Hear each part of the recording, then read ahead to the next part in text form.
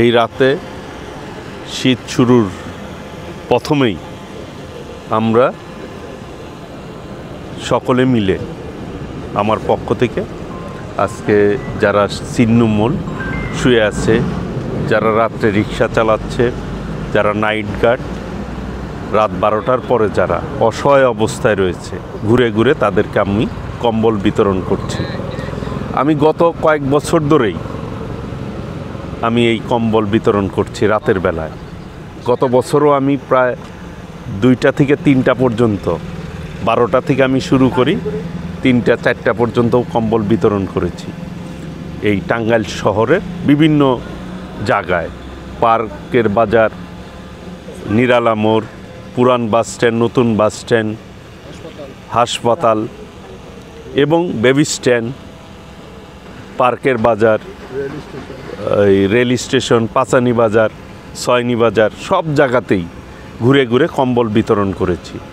তারই ধারাবাহিকতায় আজকেও আমি এই কম্বল বিতরণের কর্মসূচি হাতে নিয়েছি। আমাদের ভারপ্রাপ্ত চেয়ারম্যান দেশনায়ক তারেক রহমান 61তম জন্মদিন উপলক্ষে গত পরশুদিন থেকেই আমরা এই কম্বল বিতরণ শুরু করেছি জন্মদিন উপলক্ষে। আজকে জনগণের জন্যই রাজনীতি, সেই জনগণের পাশে, তৃণমূলের মানুষের পাশে দাঁড়ানোর জন্য চেষ্টা করছি।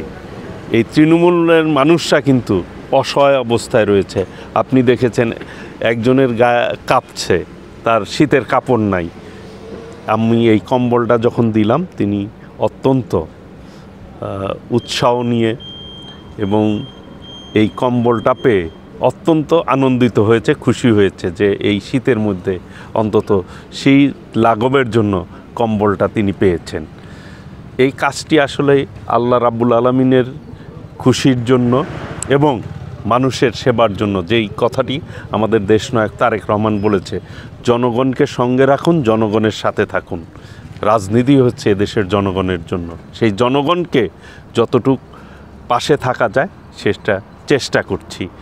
আমি এই টাঙ্গাইল সদরে ঘুরে ঘুরে মানুষের কাছে যাচ্ছি, মানুষের অত্যন্ত সাড়া পাচ্ছি।